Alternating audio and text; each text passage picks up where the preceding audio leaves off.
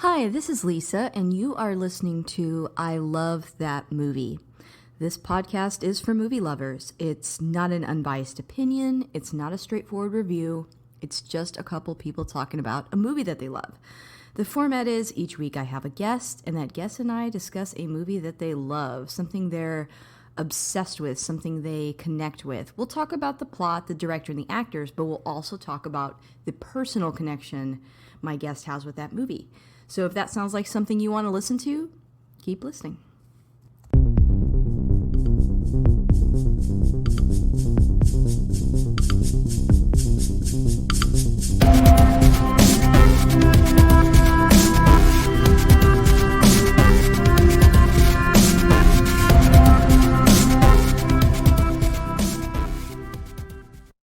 Hey, this is Lisa, and if you want to catch up with me on Twitter, you can find me at ILTM Podcast. I'm also on Instagram at I Love That Movie Podcast, and we have a Patreon. So the show is always free, but if you want to join us on there, you can. And if you sign up for as little as $1 a month, you get access to our extras. Like right now, we're covering all of The Mandalorian, and we're in season 2, and I have a guest on there every week, and we cover each episode. So it's a lot of fun. And I want to take a moment to thank my top patrons, which are Chris Balga, Michael Cross, Philip Barker, and Ricardo Alvarez, who just joined us this week. So thank you guys so much for keeping the lights on. And as always, if you like what you heard today, please subscribe and rate the show. That does help new listeners find us. And today I have a guest that I've had on before, 2 guests that I've had on before, both Marcus and Alex from That Nerd Show. Say hi, guys. Hey, what's up? I Love That Movie podcast. Hello, greetings. And guys, if they haven't heard you on this show before, would you mind introducing yourselves real quick? I'm Marcus Blake, the editor and producer of That Nerd Show. We're a nerd news outlet here in Dallas, and we've shared some red carpet battles with Lisa doing film festival interviews. So it's true. And you know, on this show, my guests always pick the movie. And this time, I kind of talked about this a little bit on Twitter and on Facebook, but you were so passionate about this choice that you mailed a copy to me because it is so hard to find. What movie did you choose to talk about today? Well, let me introduce Alex real quick. Alex, say hi. Hello, been a staff writer for That Nerd Show since 2014, sort of known as the classic nerd and the indie film guy, just around the website, basically. And but do also do sports broadcasting and collect retro video games. That's right. And Alex and I have had to do some really horrible press screenings where it was really hard to get through them, i.e. Left Behind with Nicolas Cage. Oh, man. Yeah. Yeah, which we should actually talk about that movie sometime and just talk about how bad it was. To do a comparative side project, the original, that's actually better, if you can believe it. So I know. And it's funny because I love to pick up Blu-rays at Dollar Tree when they just unload cheap movies. And I keep seeing that Nicolas Cage Left Behind at Dollar Tree. I'm like, it's not even worth $1. Why did they have it here? So, but anyway, answer your question, Pump Up the Volume. It's the movie we're talking about. And yeah, I was excited. I can't see it, but I've got it right here. Well, I was excited to get this to you. And I ordered it online, of all places. I did not know that Goodwill ships movies in the mail. How about that? Yes. So all the copies that I got for all of us came from Goodwill in New Jersey. Nice. That is so interesting. I love that. Yeah, so this, I'll admit, it's my first time seeing this film, but I'm sure it's not your first time. So why don't you tell us a little bit about your journey with Pump Up the Volume? Well, first, we did Empire Records on your podcast last year. And the reason we're kind of talking about this film is it's done by the same director. This was actually the movie he did before Empire Records. Alan Moyle, who had taken like a 10-year break after his very first movie that he shot in New York. And this was the script that he, wrote and directed. So besides it being just a really kind of cool movie for the 90s, just thought it was interesting that you have these two kind of, I guess you could say, classic movies from the 90s, dealing with teenage angst and rebellion and finding your own identity. And this one was one, which, like I said, came out before it, was that interesting one that Christian Slater wasn't really known to audiences. I mean, he'd been around, kind of a child actor and all that, but this was kind of a breakout film for him, per se. But I tell you, my main reason personally why I really love this is for everybody that started a podcast. I was going to say, it feels on Yeah. brand for you. This is what they did before podcast. You had basically pirate radio stations. Right. Also a good double, if you want to do a double themed movie weekend, the movie Pirate Radio and this movie would be really good. Although the Pirate Radio movie does have the better soundtrack. So Gotcha. But yeah, I remember, I never saw this when it was in the theater. I was in junior high, but I remember people talking about it, and I worked at a video store in high school, and a coworker of mine named Lauren, her and I were always kind of rebellious, and we were like the high fidelity characters of our video store, and always playing stuff on the TV screens that we were not allowed to because it was rated R or whatever. And she was the one that actually introduced me to this movie and was like, how come you've never seen it? It's really great. It's about teenage rebellion, blah, blah, blah. And stuff like that. And first time I saw it, I watched it on a shift at the video store one afternoon with her. So, but yeah, I just story. Yeah, it's a very 90s story. Also, very, very much in the vein of like the clerk characters. So, but I just think there's a special love for this movie for anybody that's again trying to find their voice. What would you have done in the 80s or the 90s? And to basically, have a pirate radio station, and speak truth to teenagers or talk about things that nobody wanted to talk about. I think that's what kind of made this, film special. And also, I think for a lot of people who didn't really know who Leonard Cohen was, they kind of got a taste of Leonard Cohen because of, the Everybody Knows song from this movie. So, but anyway, that's kind of my special memory of how I got introduced to it. It was like, yeah, I totally get that guy. And, and I think that also inspired a lot of people who wanted to have a voice for going to radio or be a DJ and stuff like that. So, but yeah, this is podcasting before there was podcasting. So, but that's me. And Alex, I don't know if you'd ever seen this movie before we were talking about it. No, I hadn't. My first time as well. And I have to say, I am a little disappointed that there was no reference to the song from a couple years before this was released. That would have been a perfect opportunity to use that song in some way. The very first thing I noticed, though, that got my attention was very early on in the movie when you have the assistant to the principal, whoever it was, who's basically rounding up students to expel them or whatever. He's calling people as they come off the school bus, and this girl walks off and he says, Cheryl.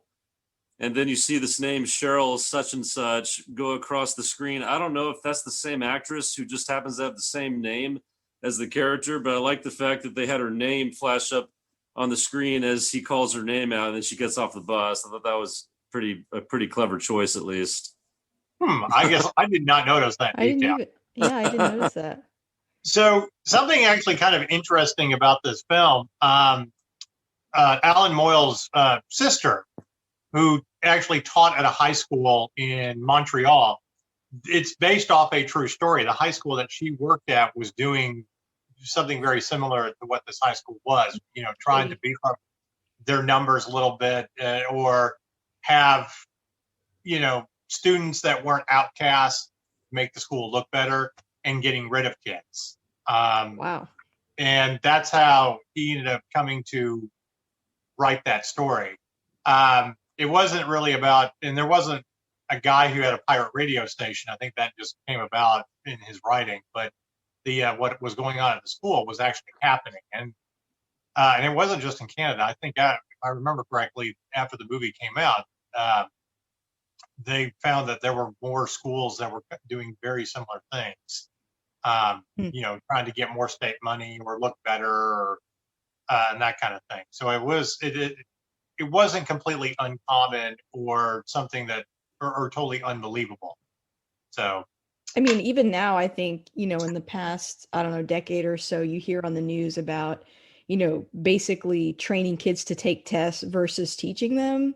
And I think that kind of falls into the same category. Before we continue too much further, I want to give you guys a heads up. There will be spoilers. This is not a spoiler-free show. So if you want to watch this movie first, go do that.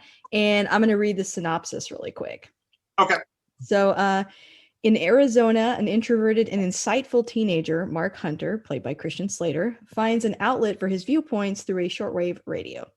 Broadcasting as Hard Harry, Hunter uses his pirate radio show to rant against the injustices and hypocrisies taking place in the area and society in general.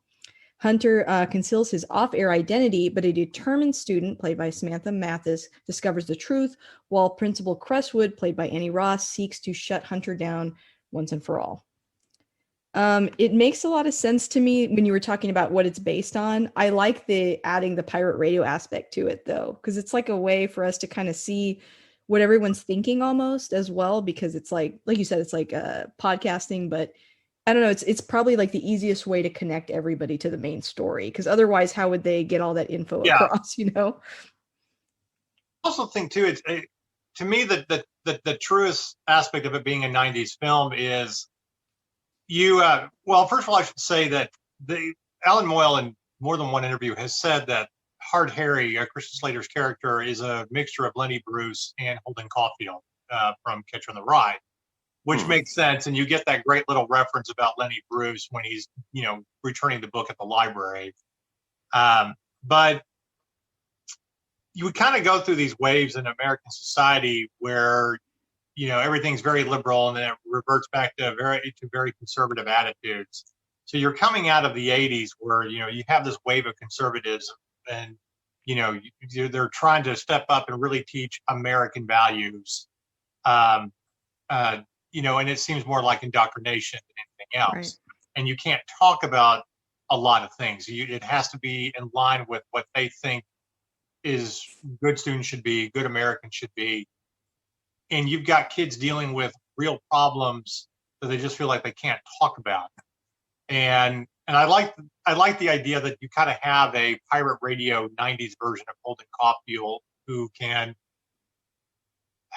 get out all of his angst, hit the right buttons that all these kids are dealing with, especially with the kid who, calls in the film and talks about, he knows he's gay. Okay. And, the jocks trick him and harass him and all that. And he has a very traumatic moment with that experience. But, this is a 1990 film, and presumably you think this film was, 1989 when it was going on, or 88. Kids, it's not like today where kids could really come out of the closet and, be gay or be comfortable doing it. I mean, it was still I felt very shameful to do that or to have that lifestyle. So, I mean, again, I think that's just coming out of the Reagan era, conservative America, and you even have the guidance counselor who his entire program is about pushing forth American values. And it's all kind of a crock of shit. Yeah, I wanted to share that in our Facebook group, Bradley Collins Smith said that, well, I'll just read what he said. He said, this is one of the first films I saw as a queer kid growing up that affirmed who I was. Sure, it was a small part, and it still painted the queer boy as a victim, but it also said blatantly that he was okay, and that made a big difference. Yeah, and so I agree with what you're saying. It's like the movie is not judging him. Yeah, the comment what society is judging him for. Well, and you gotta hand it to that character who's like, I'm gonna own being gay. I know who I am. And how many teenagers can say that, when they're 16, period. 17, 18? It takes years. He's like, I know what I am.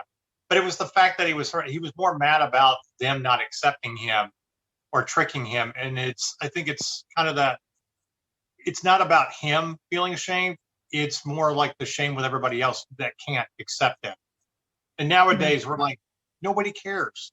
We're not, it's not like it was 30 years ago. So I think that's, and I don't know how true that part is, but I can imagine how much it really spoke to a lot of kids who, were still in the closet or felt like they, couldn't talk about it, especially if they lived in very conservative areas in America. So the other thing kind of interesting, and I take back to the conversations I had with my coworker back then. This film was the first time I had ever heard of a cock ring. Never heard of that before. And you're like, what is that? Doesn't it feel like in the 90s, though, in the movie, Harry talks a lot about like masturbation and just like really taboo at the time topics, which I feel like now are not as taboo anyway. So it's like, I feel like everyone stopped making those jokes now because you're allowed to, kind of thing. Whereas like in the 90s, it was like you had like Kevin Smith movies and certain areas where it was like an act of rebellion to even discuss this stuff at all. And now it's like, oh, yawn, like we've heard that before. So you've got a few episodes from Seinfeld in season 4 that were considered groundbreaking, where one deals with homosexuality and the other one deals with masturbation. And they were applauded for tackling the subject without offending anybody. Are you talking about the masturbation episode where they're all taking the bet about how long they can hold out? Right. Kramer, at the end of the day, I'm out. I remember that. Yeah. And being in the, early 90s, when you're in high school, again, it's things that you don't talk about, but everybody does. And, it's perfectly natural. But you still, and I graduated high school in a very conservative town that you knew who was gay, but of course they couldn't come out and say it at the time. And, you couldn't talk about things like that unless it was unless it was masculine in some way, or, you were just kind of an outcast. Nowadays, because of the internet and, there's free porn and everything, I was like, yeah, it's no.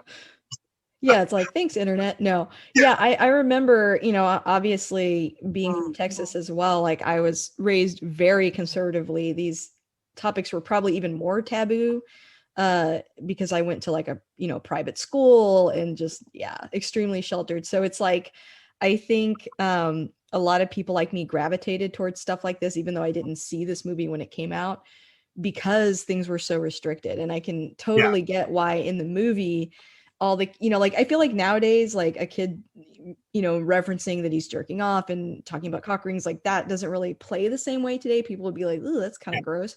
But back then it was like, oh my gosh, someone's saying it. They're really saying it on the radio. Like it was not the way it is today. And I was also thinking when you were talking about how, in the movie, he's very shy when he's not in his radio DJ persona. And that's very similar, I think, to podcasters, a lot of them, at least me. But also it reminds me a little bit of like YouTube stars too, because I think a lot of times when somebody gets really famous, there's always a video that comes out where they're like, okay, I started this channel because I can't talk to people.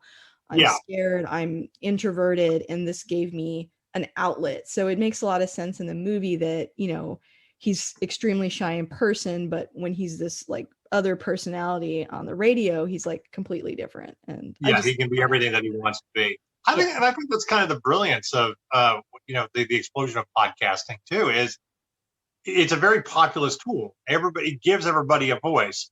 Although there's a lot of people out there that we question, should you really have a voice? But we want to hit the mute on some. But I agree. In general, I like hearing many voices. But and I think that's kind of the brilliance of when people really discovered what you could do with the internet, chat rooms, and when you could first do video. And I mean, I was in college when all this stuff was going on, and it's just I remember people talking about the biggest thing they found out about the internet. It wasn't about just being able to have a voice and they could chat with people from other countries or share experiences. It was all these things that we had heard about that, are perverted and grotesque, whatever. Now we can see them on the internet and confirm they're true. But yeah. Yeah. But I would be curious to see, because when this movie comes out, I mean, he's really about 5 or 6 years too early from when you could start really doing stuff on the internet, and it started kind of taking off, and where he would be. But the idea of actually having a pirate radio station with an antenna and parking and listening to it off the actual radio in your car, and that was the coolest part. Is these people would go out and park at the football field together, different cliques, and they would listen to this guy, and they couldn't get enough of it, and of course you have the preppy girl who, whose parents are planning every aspect of her life, and she's going to go to an Ivy League school, and she doesn't, she's trying to find her own voice and who she really is, and not who her parents think she is.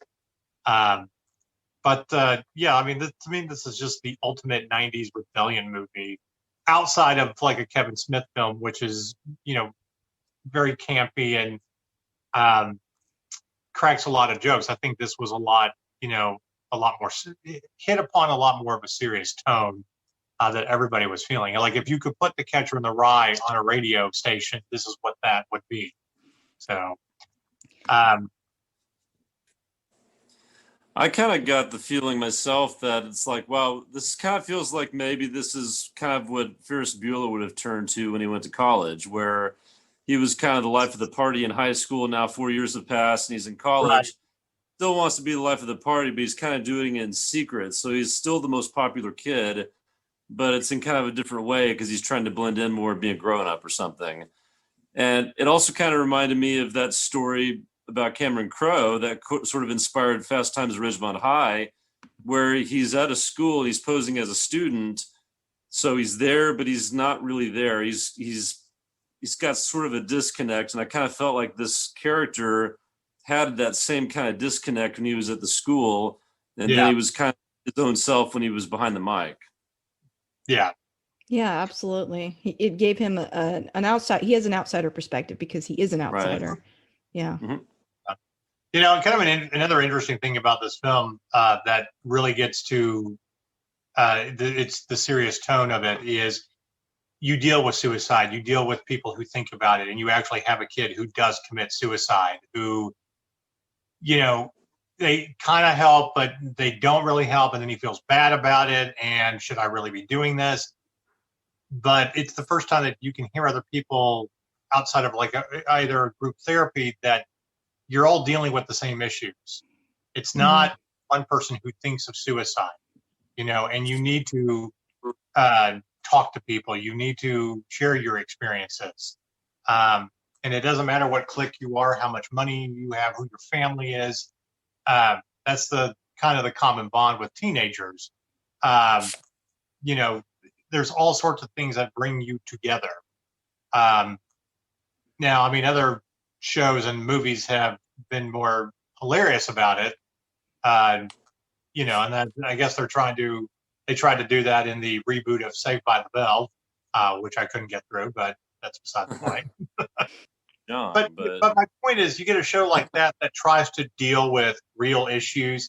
They're so over the top and they're campy that you can't take it serious. Like the one time that Zach dealt with homelessness by hitting on a girl at the mall who turned out to be homeless. But it's like you're making jokes throughout the episode. You're not serious. I mean, you can laugh at all the things that, Hard Harry is saying, okay? But through it all, he's also being very serious and talking about those serious issues that teenagers feel like they can't talk about. I think what you're saying is it's not a Saturday afternoon special. No. Which is like not a thing anymore. But growing up, it's like they would try to do that with these like really popular shows or family shows, or like, let's work in one serious episode, and it always comes across as corny and kind of patronizing. And I like in the movie, he talks to him and he kind of does this sort of tough guy thing with him, which also felt very 90s. Like him saying, oh, are you really going to do it? Oh, if you do it this way. You're not a wimp, are you? Kind of, because it's sort of masking, like, he can't be like, hey, I want to help you. Let's really talk. Like there's that barrier there of like, he's not able to do that. And then he dies. And of course, the school, because he's sort of exposing them for who they are, they switch tactics into, you essentially killed him, and now the attention is on you because you talked to him, you didn't stop him. And that does give him a lot of guilt, which I think is different from a lot of other movies where something similar may have happened. But I don't think the main character has that same level of reflection where he's like, what is my role when I'm able to talk to people about such intimate topics, such taboo topics? Like, what is my responsibility in that relationship? Because it did have consequences. He didn't kill him, but he wasn't taking what he said seriously enough. And but it's like a double-edged sword, which they explore in the movie, because it's like, but they can't not talk about it. And I like that part of the movie where that girl stands up and says, yes, it's true that happened, that kid killed himself, and that, I set off a bomb, which, both those things sound hella crazy for children to be dealing with. But she said, this stuff's happening anyway, and you're just sort of ignoring it. And he's the only one like talking to people and dealing with it. It's like you're punishing him just for even daring to talk about it, but we have to talk about it and deal with it because it's happening. And I like that part of it too. Yeah, great thing. I totally agree. The other thing too is it's not so gut wrenching and emotional with your character, that he's handling it the best way he can as a high school kid who's doing a pirate radio station, unlike the other film that kind of dealt with, suicide and shock jock, holding, having responsibility for a tragedy. Another movie that came out that year, The Fisher King, with Jeff Bridges and Robin Williams, where he's exposed to a homeless guy who was the product of a guy that he told to go shoot people, who really did and killed Robin Williams's, wife or girlfriend in the film. And he has to claw his way back and accept responsibility for the things that he did. And, as a shock disc jockey like Howard Stern. And that one, I think, kind of deals with a similar subject, but it's not meant to be. It's meant to be more emotional, I guess, than what Pump Up the Volume was. I think there's still that aspect of Pump Up the Volume, that it's this coming of age teenager movie, but it's not a John Hughes film where everything's going to kind of work out in the end, because it doesn't. I mean, he did a pirate radio station. He has a voice, but spoiler alert, as they're running from the FCC, he's going to jail. Him and his, girlfriend. And, having sort of that almost like viral fame that he gets at his school, he starts to influence the school and the students there in ways that scare him. And I like that too, where he's like, because I think that happens. I mean, it happens like online, where it's like, if everyone's listening to everything you're saying, you have this power now, and influence over them. And he doesn't like that. Like at first he likes it, but then he's like, hey, this is like a bit much. And I like that he, as a character, wrestles with some of that. Like ultimately he decides that he's doing a good thing, and he is doing a good thing, but I like that he like has to wrestle with that at points in the movie. Yeah. Well, I think that's the great thing about any character, when you have a voice and how you influence people. I mean, it would be nice if politicians who have a voice would realize that, but that's certain ones that shall remain nameless. Right, I know. Like Voldemort. Maybe people know who we're talking about. About not listening to politicians as much in the future, but yeah, I'd be okay with it. But yeah, but I mean, every great character that is trying to inspire, young people to find a voice, if they do something or something tragic happens, wrestles with, am I responsible for it? I mean, again, another great Robin Williams film. Let's think of, Dead Poets Society, which came out the year before. I mean, he inspires them to go off and find a voice, and then one of them does, and then commit suicide. And it's like, am I at fault for this? Did I push it too far? Should I have been more conservative in my teaching? And, different aspect, because you're a teacher and you're responsible for the education. But there is that thing. There is a responsibility that comes with having a voice or suggesting things or trying to inspire the masses that, can you be held liable if they go off and do bad things, if they commit violence? Are you at fault if they commit suicide? And I think that's another thing that that film, that's an underlying theme that never really got discussed a whole lot, not even in reviews, is he really responsible for saying those things and then the tragedy that happens afterwards. And I don't know if there's an easy answer to that question, but at least the film tries to address that for the audience, and you make up your own mind. Yeah, I agree. I don't think it answers it, but it does point out that it's there whether you want it to be or not. And I kind of like that because I do think that's true. I think you have to choose your words carefully when you have a platform, no matter who you are. Even if it's unintentional, then you may have to take responsibility for things that you say, depending on how things play out. And there isn't like a hard line, like you're 100% responsible, you're not. But anytime you've got a big audience, and you have some influence over it, I think that's. Yeah. And I mean, you've always had disc jockeys that were, shocking, but that talks true. I mean, and we've done movies about that. I mean, I'm forgetting the guy's name, but they did the movie about Petey Green, the famed disc jockey from Washington, D.C. during the 60s and the 70s. Why can't I think of that actor's name? I apologize, everybody. He replaced Terrence Howard as the Colonel in the Marvel movies. Anyway. We're not helpful. We're sorry. Yeah, I know. It's like, okay, IMDb. I do that during a podcast. Like, I've got to keep IMDb up now. It's like, because I'm trying to think of someone and I'm like, God, I can't remember their name. But that happens to me all the time. Sometimes of the movie we're talking about, especially if I've only seen it once, I'm like, what's the main character's name? Brandon, like. You need a producer in your ear who can tell you, and then you don't have to even act like you're looking up. It just came right in my earpiece. That's the problem with being like a one-person show. Yeah. You don't have a producer. I was like, here's the answer that you're looking for. But you think about too at the when this movie is set, late 80s.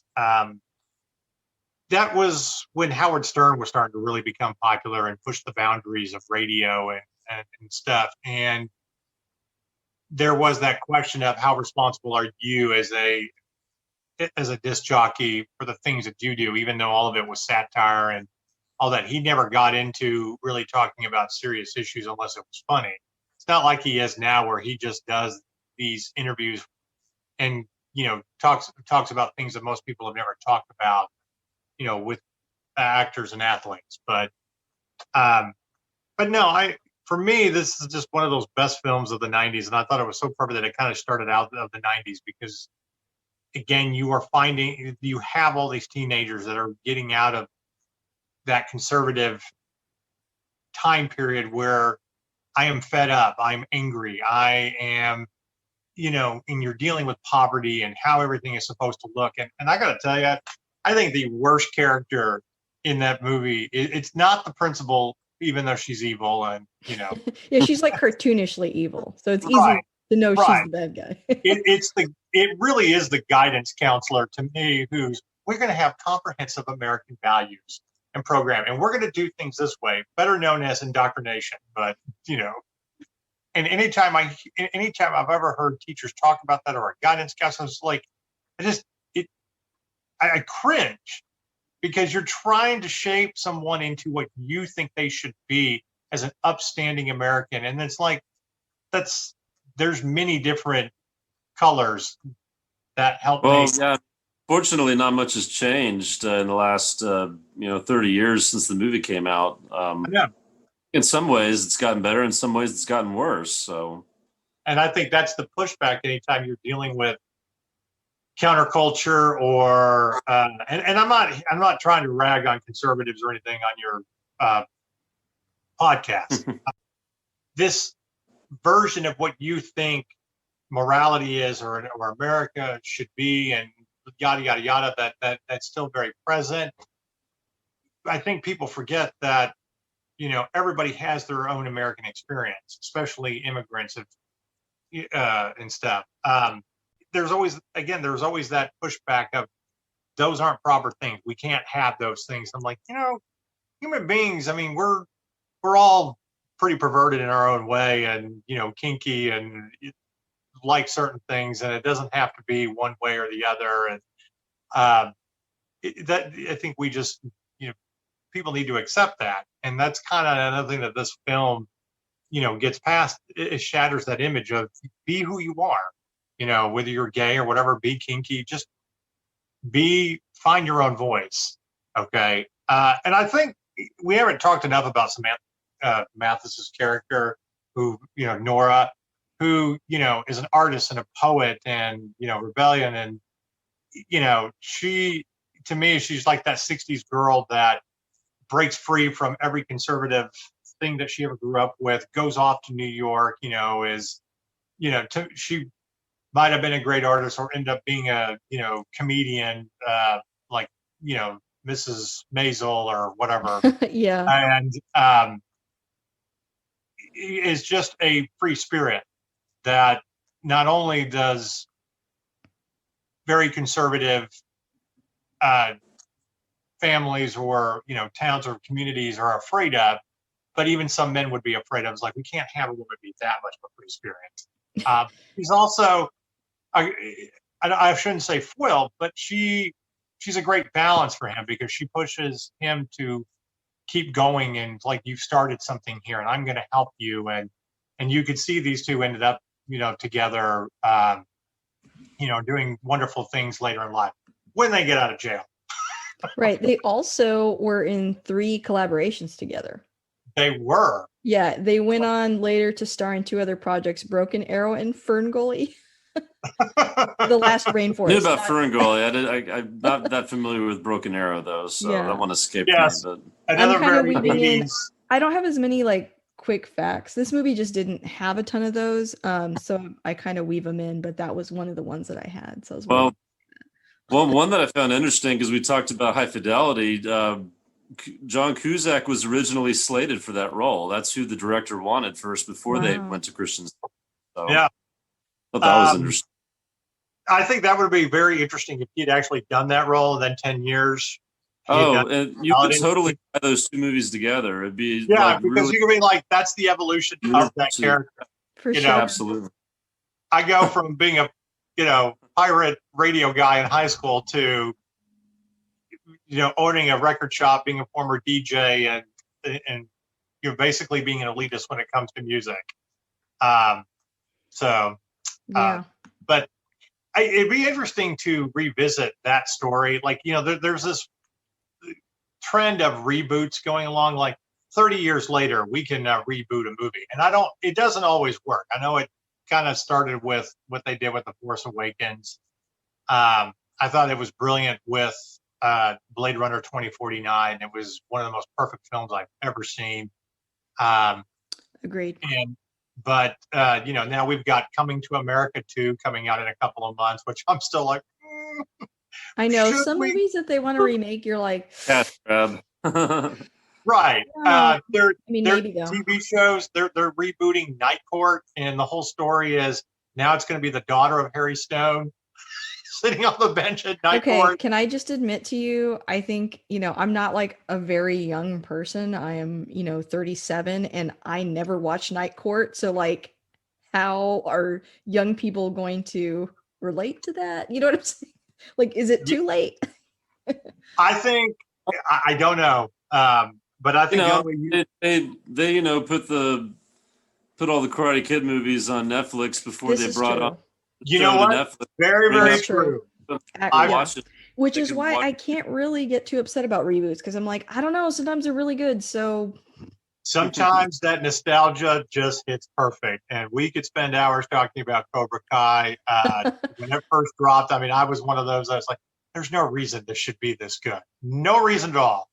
And it just keeps getting better, and they've brought everybody in, and like I said, we have our theories about that, but that's for another time. But my point is, I'd be kind of curious 30 years later to see, like, they would have to spend time in prison, or, what would happen?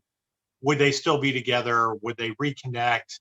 Is one of them, does the daughter or child of one of these characters become a YouTube star and have to deal with the fallout of something, controversial like the Me Too movement or whatever? And that I feel like you could do, but also bring these characters back in about things never truly change. You're still going to go up against the establishment of what you think you should be, and you have to find your voice and you have to rebel.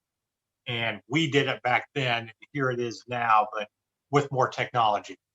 It's also scary to think about the fact that, we keep talking about pirate radio and how it's like not a thing anymore, the way that big companies stepped in and made that impossible. And there's parts of me that are worried that, that could happen with podcasting too. Right now, it's a pretty even playing field, but once more and more people start to take control, I don't know. So it could. Well, until you may shut our YouTube channel down, you may shut down social media, but I will still make videos and embed them on our website. And if I have to be like Pirate Bay and keep changing the domain every week and to get the voice out. If I have to give you my address on the dark web, you will find us. The dark web. Wow, you heard it here first. That dark show on the dark web. I can no longer be affiliated with this. Way here at this. I mean, and unlike other groups of people, we're still just going to debate movies and important things, and not try to plan an insurrection. Please keep it to movies. Right. If we riot, it's because you've taken away the Mandalorian or something like that. That's when we have our pitchforks and like march with Baby Yoda, like no. So we're still not done with Michael Bay, okay? We still hold a grudge against him. So hold a grudge against who? Michael Bay. We don't get over that. So. God. And I feel like, since you mentioned Michael Bay, we should explain to your audience the genesis of that nerd show. Because it's actually kind of a funny story how we got into it. Almost 9 years ago, I actually come from the political world. I actually did have a political radio show with a huge listenership. I was the liberal on the show, and we would interview candidates, and I had just gone through. Like, no, you. Yeah. I'm so shocked. You're the liberal. We just got through interviewing our last round of candidates for the 2012 primary, and I did a town hall, and it was just everybody got burnt out, and after a protest of dealing with my hometown, trying to put a nativity scene on the courthouse lawn, and everybody was like, "No, we're allowed to do it." No, you're not really actually allowed to do it. We got our own petition going. Separation, guys. I know. We were like, well, then we want a Christmas decoration of Jedi Jesus next to it. Let's make it an even playing field. Yeah. Yeah. But when it got announced that Michael Bay was going to be making Teenage Mutant Ninja Turtles, I posted something on my Facebook wall, and the debate went on for like 5 days. It's like, wow. There's a lot of pissed off people about this, just like me. So about 2 weeks later, I got on Blog Talk Radio and created a podcast with a couple of friends who didn't stick around very long with it. And then Brendan Smith came on, and we did a podcast for about a year and a half. And then we branched out into a new show and brought on Alex and some of our other writers. But it all started with our hatred for Michael Bay. I know I saw that movie, but my brain deleted it. I cannot remember a single frame. To be fair, I think he's allowed one good movie a decade, because he did make Rock. I love The Rock. We've talked about that on the show. Good. I thought The Island was pretty good. And I thought Pain and Gain was pretty good. So I haven't seen one that. good movie a decade. It's okay. Okay. I will. What was the good movie before Pain and Gain? The Island. I thought that was pretty good. Okay. Yes, The Island. Almost a ripoff of Logan's remake. Really bad movie. The remake was actually better than the original. Yes. What? You're saying The Island is better than Logan's Run? It's not a remake of Logan's Run. It was a remake of like the Clonus Wars or something. It was an MST episode years ago. Okay. Well, now I'm going to have to do some research because it was pretty much Logan's Run, but okay. I like Logan's Run a lot. I don't know if Yeah. I call it really good though. I love it for what it is. All right, I'm out of here. It's in a mall. The whole movie's in a mall. Anyway, I love that movie, like to the point where I want to make like the runner's uniform. So I'm not hating, but I'm just saying it's not like if you're from Texas, you have to like that movie for one reason, because it was shot in a mall in Fort Worth, Texas. Yes, and the water gardens.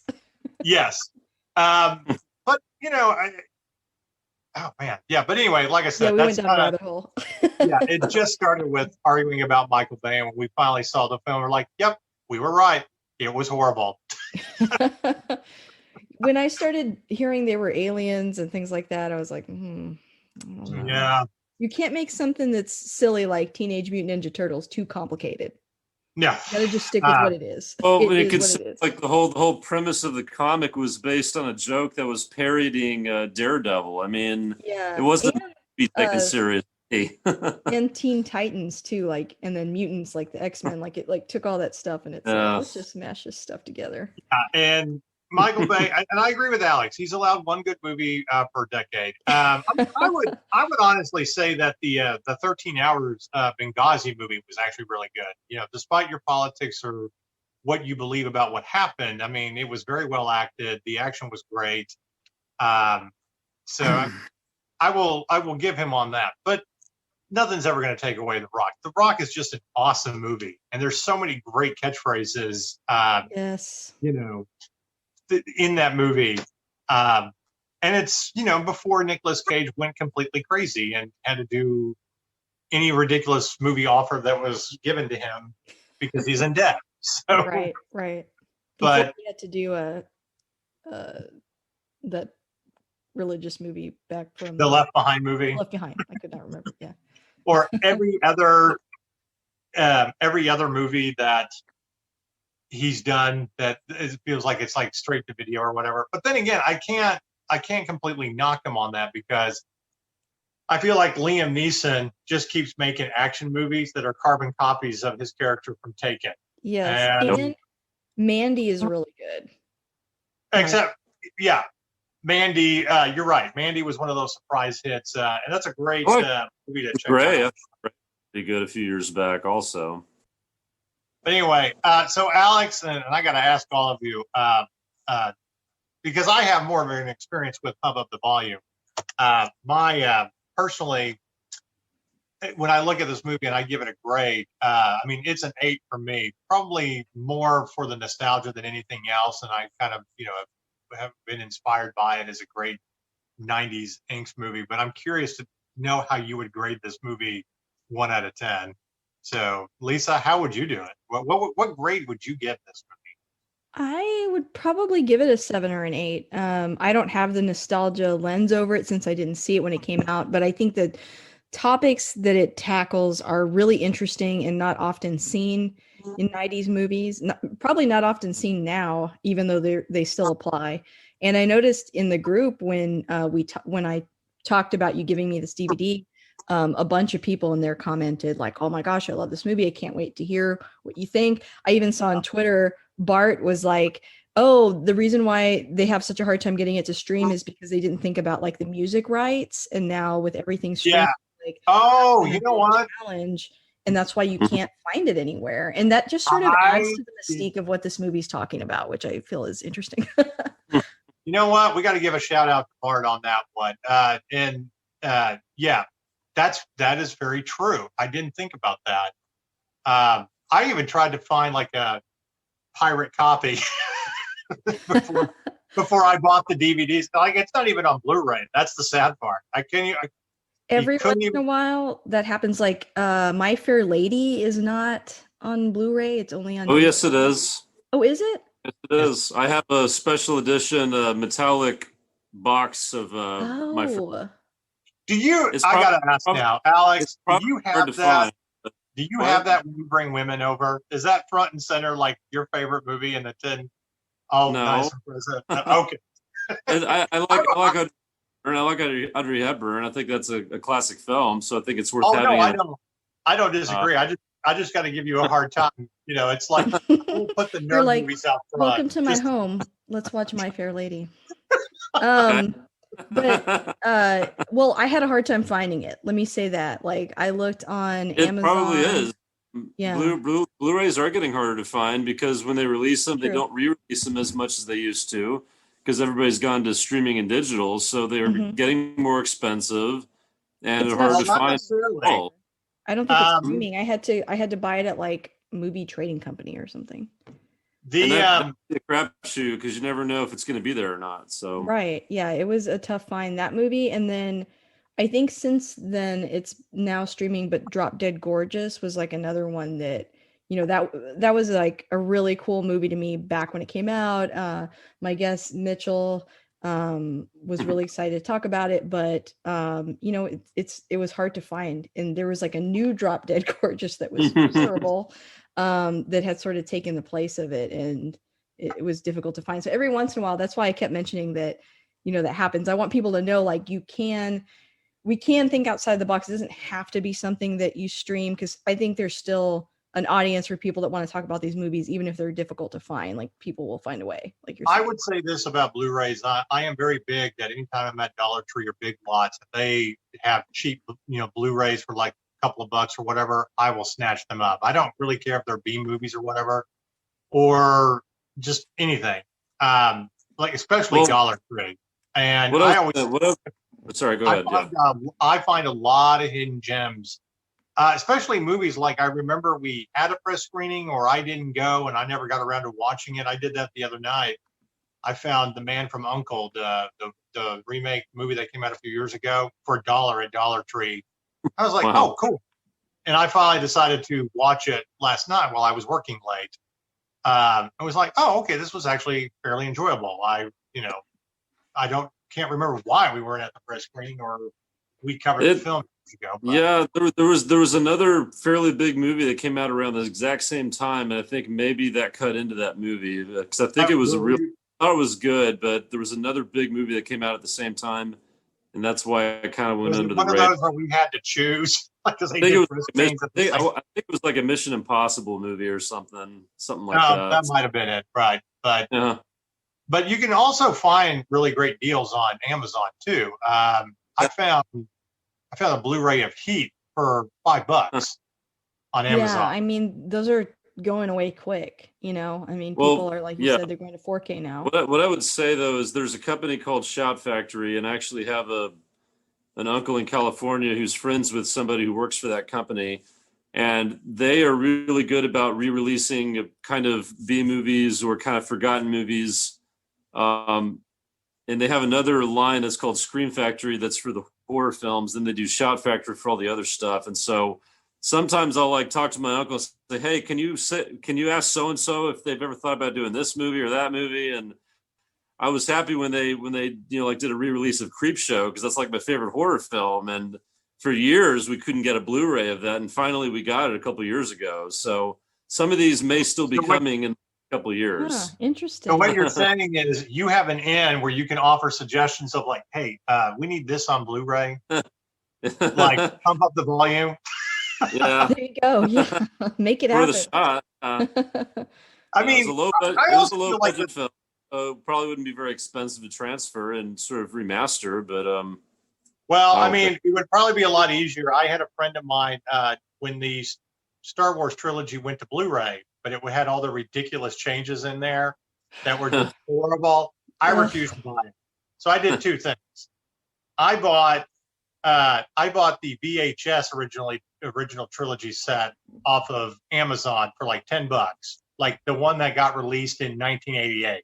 Okay, bought a VCR at a pawn shop for $10, and I was like, I'll watch it this way, like I did when I was a kid. And then I had a buddy who took the laser disc of the original releases. Those were put it on high quality. Yeah. I mean, put it on a Blu-ray disc, and those are the ones I actually have.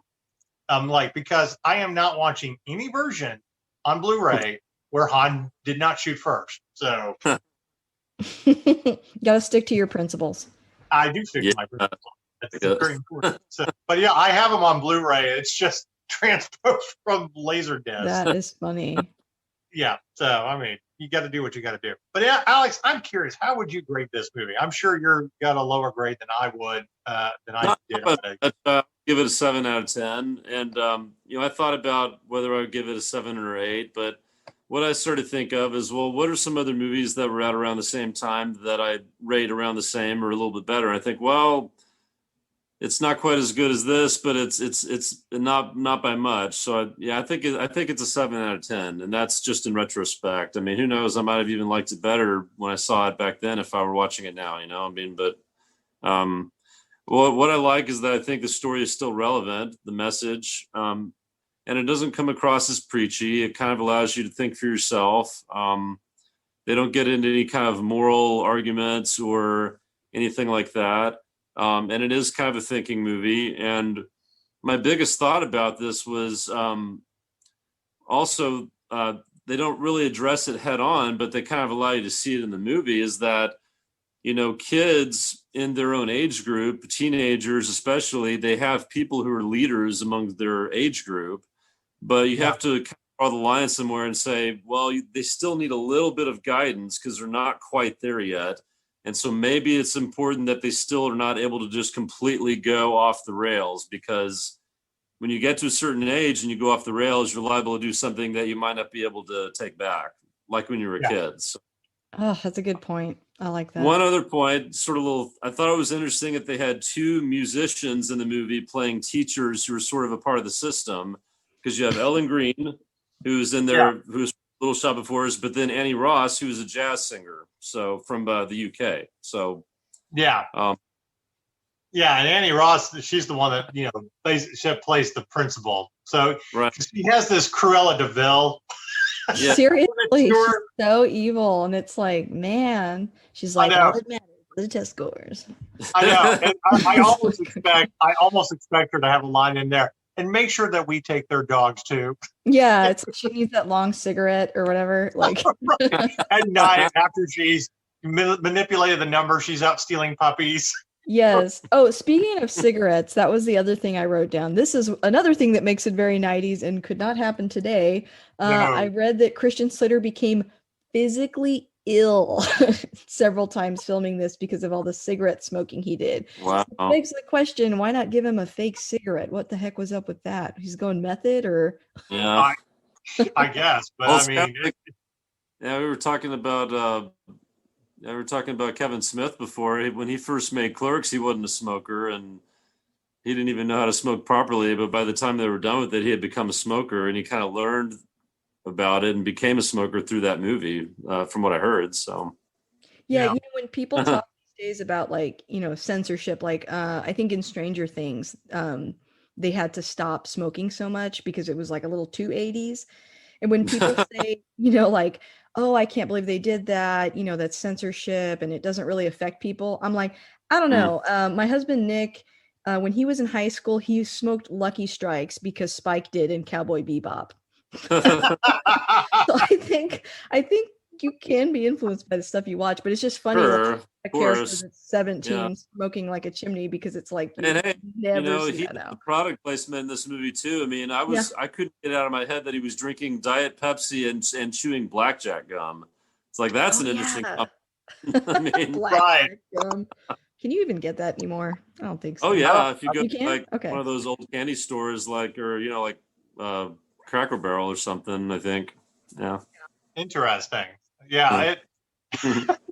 Cheap product placement. Now, there's just so many great things about this film, and like you said, I think it is still very, very relevant today, more than anything else. And I think again, you have kids out there that I would suspect, especially in the last 4 years, that have probably gotten out there and found their voice through podcasts. I think I read a report somewhere that the amount of podcasts that have been created over the last 4 years of people just voicing their angst about everything. Great. One thing I want to mention, and as I'm sure you're wrapping this up, I really do love the ending. I think, it's not about them getting away with it. It's about them, continue to do it and until they're shut off.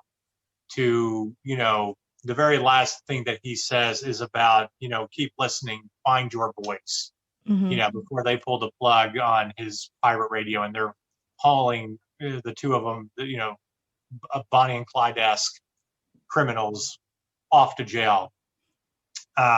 And then again, you hear all these other people popping up with their own pirate radio stations to talk about things. And it's just one of the better endings than anything else that inspires people more than anything else.